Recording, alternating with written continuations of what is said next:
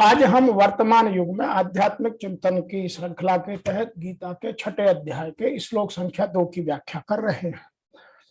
आप सभी को सादर जय श्री कृष्ण। पहले श्लोक में भगवान ने कर्म फल का आश्रय न लेकर कर्म करने योग्य जो कर्म करता है उसके बारे में बताया, और इसी में यहाँ उसको आगे बताते हैं, जिसको ऋषि वेदव्यास जी ने कुछ इस तरह से लिखा है। यम संन्यासम इति प्राहु योगम तम विधि पांडव नहि असन्यास्त संकल्प योगी भवति कश्चन। अर्थात हे अर्जुन, जिसको संन्यास कहते हैं उसी को तुम योग जानो, क्योंकि संकल्पों का त्याग न करने वाला कोई भी पुरुष योगी नहीं होता। तो जिसने संकल्पों का त्याग कर दिया, जिसने कामना आसक्ति को छोड़ दिया, वही योगी है।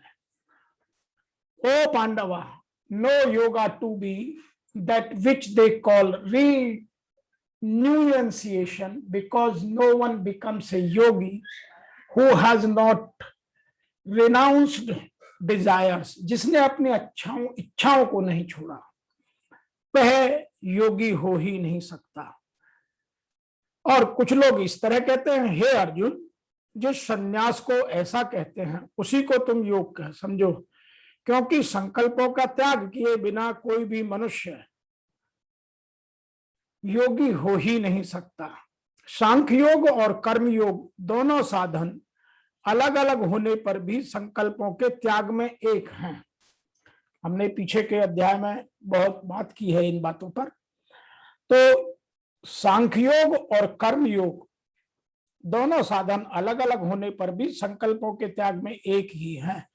जब तक मनुष्य के अंतःकरण में संसार की सत्ता, महत्ता और अपनापन है, तब तक वह संकल्पों का त्याग नहीं कर सकता। उनमें उलझता रहता है, उन्हीं में संबंध बनाए रखता है, उन्हीं में घूमता रहता है।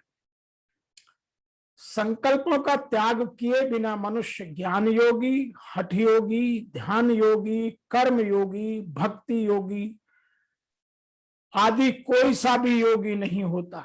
प्रत्युत भोगी होता है, केवल भोगी। तो यहां ऋषि वेदव्यास जी ने बहुत स्पष्ट समय हमें शब्दों में समझाने की कोशिश की।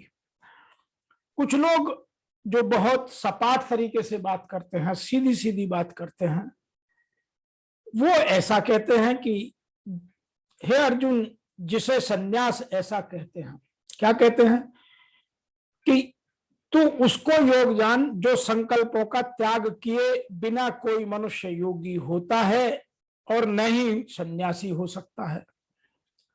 अर्थात कामनाओं का त्याग दोनों ही मार्गियों के लिए आवश्यक है। तब तो सरल है कि कह दें हम संकल्प नहीं करते और हो गए योगी। ऐसा नहीं है। संकल्प किस चीज का नहीं करते, इसकी बात भगवान आगे के श्लोक में करते हैं। तो हमें यह भी जानना है, अर्थात यहां जो शब्द आया है उसको समझना हमारे लिए बहुत आवश्यक है।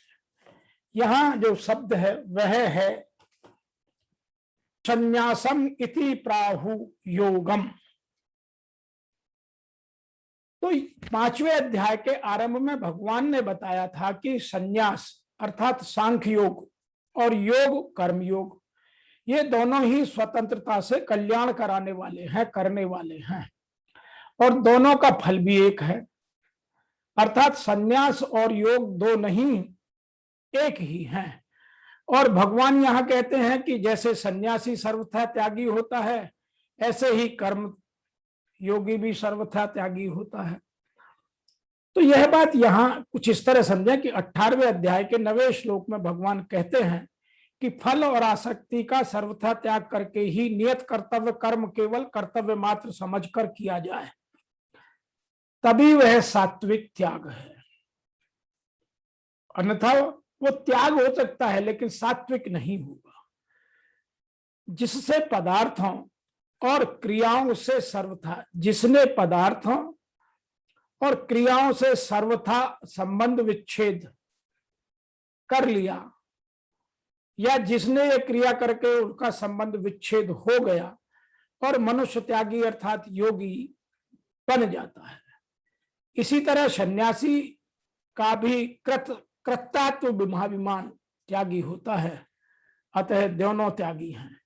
तात्पर्य है कि योगी और सन्यास में कोई भेद नहीं। भेद नहीं रहने से भगवान 5वें अध्याय के 3रे श्लोक में कहा था कि राग द्वेष का त्याग करने वाला योगी ही सन्यासी है। आगे लिखा है, न ही आसन्न तत्संकल्प योगी भवति कश्चन। मन में जो स्फुरणाएं होती हैं, अर्थात तरह तरह की बातें याद आती हैं, उनमें से जिस स्फुरणा बात के साथ मन चिपक जाता है, उस स्फुरणा के प्रति प्रियता अप्रियता पैदा हो जाती है, वह संकल्प हो जाता है। उस संकल्प का त्याग किए बिना मनुष्य कोई सा भी योगी नहीं होता और प्रत्युत भोगी होता है। कारण है कि परमात्मा के साथ संबंध का नाम योग है, और जिसके भीतर से पदार्थों में महत्व, सुंदर, सुख, बुद्धि है, वह भीतर से पदार्थ के साथ संबंध मानने से भोगी ही रहेगा, योगी हो ही नहीं सकता। वह योगी तब होता है जब उसकी असत पदार्थों में महत्व, सुंदर तथा सुख बुद्धि नहीं रहती, और तभी वह संपूर्ण संकल्पों का त्यागी होता है तथा उसको भगवान के साथ अपने नित्य का अनुभव होने लगता है। तात्पर्य यह निकला कि जब तक असत पदार्थों के साथ किंचित मात्र भी संबंध रहेगा, क्षण मात्र के लिए भी यदि आप संबंध मानेंगे, अपने आप को कुछ ना कुछ मानते रहेंगे, तब तक कोई सा भी प्राणी योगी नहीं हो सकता। अर्थात असत पदार्थों के साथ संबंध रखते हुए वह कितना भी अभ्यास कर ले, समाधि लगा ले, गिरी कंदराओं में चला जाए, जल के अंदर बैठकर समाधि लगा ले, तो भी गीता के सिद्धांत के अनुसार वह योगी नहीं हो सकता। योगी कब होगा? जब वह बाह्य दुनिया से संबंध मिटाकर निष्काम भाव से अपना कर्म करेगा। तो संन्यास और योग की साधना अलग अलग हैं, पर संकल्पों के त्याग देने का साधन दोनों में एक है। तो आज हम यह बात समझ में आती है कि हम चाहे किसी भी विधा से भगवान को पाना चाहें, किंतु जब तक हम बाह्य जगत से साथ त्याग नहीं करेंगे, तब तक हम योगी नहीं हो सकते, तब तक हम परमात्मा तत्व को प्राप्त नहीं कर सकते। इसीलिए यहाँ ध्यान योग में बार बार अपने ध्यान को चारों तरफ से खींचने की बात कही जाएगी। हर चीज से ध्यान हटाकर जो अंदर में आपने स्टोर कर लिया है, संग्रह कर लिया है, उससे भी ध्यान हटाना, और जो बाह्य जगत का आकर्षण है, मोह है, लालच है, उससे अपने आप को दूर करना, यह इस अध्याय में बार बार आती रहेगी। आगे के श्लोक में फिर मिलते हैं, तब तक हम ये दो बातें जान लेते हैं कि पूर्व श्लोक में जिस कर्मयोग की प्रशंसा की, उस योगी को प्राप्ति के उपाय आगे के श्लोकों में बताएंगे।